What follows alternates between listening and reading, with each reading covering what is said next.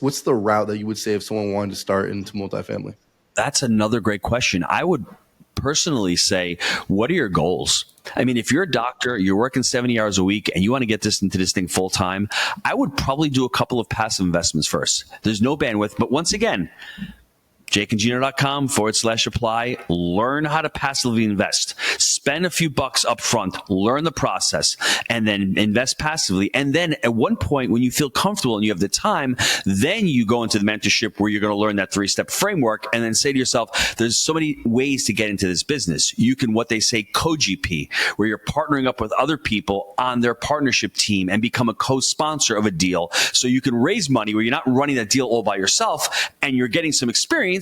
And then all of a sudden, 2 or 3 deals down the road, you may become the lead sponsor. Or you may find a partner like I did with Jake and say, hey, Jake, let's partner up. You want to leave your business. I want to leave my job as well. Let's do some deals together. And hopefully down the road, we'll be able to, buy a couple of deals and possibly leave our jobs. It really comes down to, I think, personal preference, what your goals are, the time that you have allowed to allocate to it. For me, it was just, I need to leave my restaurant. I just was stuck there. I needed to find it. So for me, passively investing, I would not have been able to create enough equity to do it. But it's a great way to actually use some, if you have some money in a retirement account, you're 39 years old, you ain't touching that money for the next 20 years. Put it into a self-directed IRA account, invest that money passively because you can't self-deal. You can't use that money for your own investments, but you could possibly go out and invest in someone else's deal and see how it works. Then all of a sudden, when you're speaking to a broker or another investor, hey, I'm an equity owner in this 120 unit complex, they don't have to know that you're invested passively. You still are a part owner of that deal. Maybe it's 1 or 2%, but it at least gives you the credibility to be able to talk to brokers to say, hey, I'm already invested in multifamily. You mentioned partnership, and obviously you guys have a great partnership, Jake and Gino. Talk to me about how that formed, and also how did you guys vet each other? I personally think that if you can't sit down and have a beer with your partner, then you shouldn't be in partnership. That's just my personal opinion. I've been in partnerships with people that I don't like, and it just doesn't go well. For us, it was pretty simple.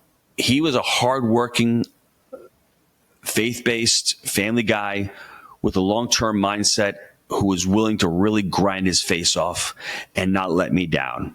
And I was practically the same way as he was. It was basically what we call now values-based decision making. If you're going to partner with somebody that your values align. We're both hardworking. We're both dedicated. We're both not going to let ourselves, give up on the other person. So we held each other accountable. And it's an easy thing to do. This past Friday, I flew out to Knoxville Friday morning, came home Friday night. I had to do some videos in Knoxville. I can't say to Jake, oh, well, I can't make it. I'm not flying it. Well, no, you just get on the plane and you do it, right? It's very simple. In December 18th of last year, I'll never forget it. It was a Friday before. This is the week of Christmas. And we're doing a 97-unit deal. And we're working with a new bank. And they needed wet signatures. I'm like, bro, they need wet. This bank had never done business with us. So it's the Friday before Christmas. I'm like, dude. He says, you got to fly to Knoxville. So for 3 seconds, I'm like, I ain't going. I felt like a little child. But then I'm like, you know what? He did all this work. He put this whole deal together. We may jeopardize this by a day or two. We may lose the deal because I don't have wet signatures. So what did I do? I did what any responsible partner would do. I booked a flight for Monday, got on the flight, flew out there, signed some docs, and flew out the same day. And that's what you need to do. If you're not willing to sacrifice and to commit to a partner, don't even think about going to partnership.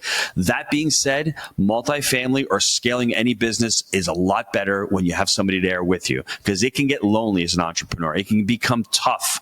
I can get on the call with him and say, hey, I'm having this challenge. Help me out, because he can see it from a different perspective. He has capital. He makes my balance sheet stronger. I make him stronger. But just make sure that you partner with somebody that aligns with you, that aligns with your values, because Jake is not going out and buying crypto, and I'm not going out and buying single family homes. We're focused in on multifamily, and we're focused in for the long term. I want to dive into multifamily a little bit more, why you guys decided on multifamily. But before that, the roles.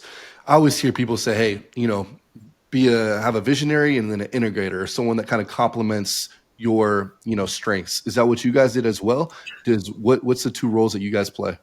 It's interesting because I think we go back and forth because I think we can both be visionaries and integrators at the same time. And people say, well, that's not possible. I truly believe it to be because I am more of the visionary on the education side. That's where I spend my 9 to 5s. Jake is more the visionary in the property management side. He drives that side of the business.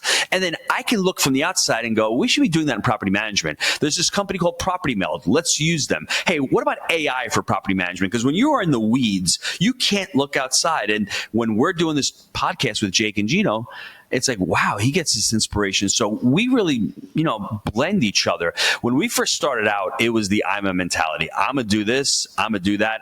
We're all going to do everything together. And as you grow, you start gravitating towards what you really enjoy and what you're really good at. I started gravitating towards the investor relations when we were syndicating, creating a brand, putting out content, writing books, creating the Jake and Gino community. And then Jake was just gravitating towards the operator. He liked to property manage. He liked working on the assets, and that was his backyard.